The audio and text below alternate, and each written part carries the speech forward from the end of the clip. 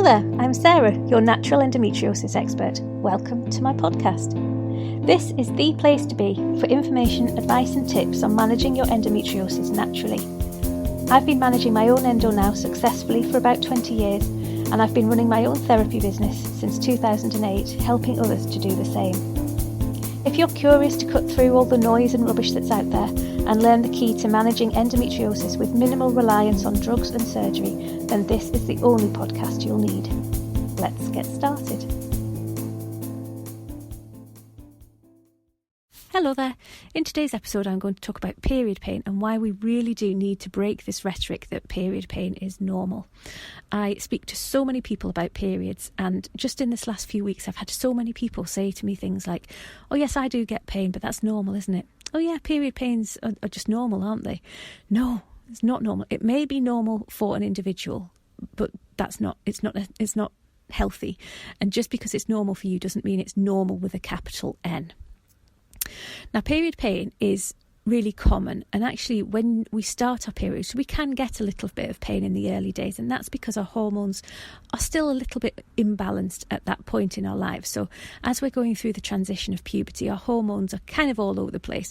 They're settling into their natural rhythm for the next part of our lives, so that can cause some period pain. But after that first maybe 12 months or so, period pain should not feature as part of a healthy menstrual cycle. I mean, to be honest, it really shouldn't be seen as healthy even from those early days, but it's more common in the early days as your hormones settle down. But as they do settle, period pain shouldn't feature at all. In a healthy menstrual cycle, essentially what happens is our hormones are changing all of the time. Now, we do have one particular hormone that is responsible for triggering contractions at the end of a pregnancy. Now, if your hormone levels are such that this is sort of overinflated, if you have a pronounced level of this hormone in your system, then you may experience contraction type pains during your cycle. So that's one reason why we get period pain. That is a hormone imbalance. It's a symptom of hormone imbalance.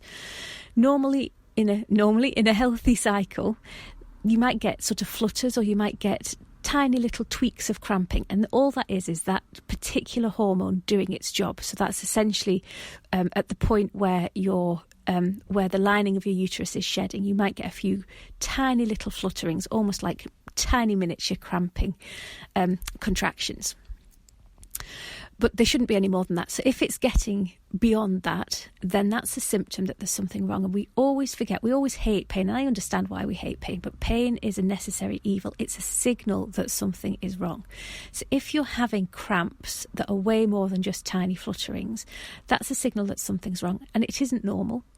And the rhetoric that it is normal, the rhetoric that it's just part and parcel of being a woman, is what's stopping so many people from seeking help. I've taken on a fabulous new client this week. I cannot wait to start working with her, and her major issue is her pain. And I haven't worked with somebody who has come to me for pain for a long, long time. It tends to be the fatigue, it tends to be the heavy bleeds that people actually come to see me for help with, because again, they see the pain. That's not that they're not getting pain, but they see the pain as normal, as manageable. Now, this client I'm due to start working with in a couple of weeks. She's come to me for pain, and she's had pain throughout the entirety of her menstrual bleeding life. And yes, she did know. I'm not sort of blaming her at all. She knew there was something wrong, but she was dismissed by so many doctors, so many specialists, that she just learnt how to cope with it herself. And it's now got to the point where she can't manage her pain herself. So I'm going to help her manage her pain. We're going to reduce the triggers and the causes of this pain to help her manage it more effectively. But it's this rhetoric that we're told by teachers, we're told by doctors, we're told even by parents, because that's what they were told, that period pain is normal. And please, please, please, please believe me, it isn't. If we start listening to that pain at an earlier stage, it would cause us so much less hassle. We would be able to catch endometriosis and other conditions quicker. We'd be able to manage our conditions a lot easier, and we'd be able to connect better to our bodies. The damage that pain does to us is sometimes beyond easy repair, let's say. because pain makes us fearful. Fear breeds anxiety and worry, and anxiety and worry are two of the worst things that we can do to our endometriosis. So pain in itself can be a huge trigger for an endometriosis flare-up. And it's exactly the same as anxiety. When you're stuck in a pain trigger symptom spiral, things just spiral out of control, or they can do. So please, please, please stop saying that period pain is normal. And yes, I'm telling you off. Please stop saying that period pain is normal. Period pain may be common, but it is not normal and it's not healthy. We get period pain way more than other people. And if you don't have something like endometriosis, then you will never understand truly the pain that comes with the condition.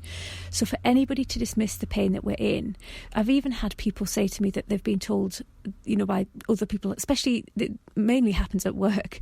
People sort of say, oh yeah, my sister has bad cramps as well. It's like, well, is your sister really having bad cramps, or is there something else going on? Is there a hormonal imbalance? Has she got cysts? Is there something else going on?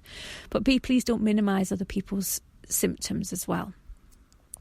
Everybody experiences endometriosis different, and the stage that you have endometriosis bears no resemblance to the sort of pain you can be in. I've known people with stage 1 endometriosis or grade 1 endometriosis who are in incredible pain. I've known people with silent endo, so they don't have any symptoms including pain. Yet their endo is deeply infiltrating into their whole abdominal cavity. So don't feel as well that just if you've got only stage 1 that you can't feel pain, because that bears no correlation at all. If you do have pain, please speak to somebody and keep speaking to different people until you can get somebody who listens. Yes, pain is manageable. Yes, you get pain management courses, and I've run them myself. But the important thing to remember is, even if you're managing pain, that's not getting to the root cause of what's going on. Exactly the same as if you've got a headache and you take a painkiller. It takes the pain away, but it doesn't get to the root cause of what's going on. Now, your headache, again, it could be caused by anxiety, it could be caused by stress, it could be caused by needing glasses, it could be caused by dehydration. There's so many different causes. And yes, a tablet takes away your headache, but it's not getting to that root cause. And our pain is exactly the same. Our pain is a messenger. Our pain is telling us there's something wrong. And if we're not listening to it, whatever's wrong, it's just likely to get worse and worse. So embrace your pain, listen to your pain. See if you can reduce your pain by reducing the triggers that's causing the pain. And if you need help with that, then get in touch with me or somebody like me who can help. I did have 2 spaces available in the new year. This fabulous new client has just taken one of them. So I have 1 space opening up in the new year for a one-to-one client. If you would like more information, please do get in touch. In the meantime, stay happy, stay healthy, and try and stay pain-free if you can. Take care. Thank you so much for tuning in today. I really hope that you found this podcast helpful. If you did, please hit follow so you can listen to more, and please also share it with anyone else who you think will benefit. And don't forget, if you're looking for women's health treatments, workshops, or support within your workplace, you can find all of my services, including our monthly virtual clinic, over at www.healthywomen'shealth.com. I'll see you next time.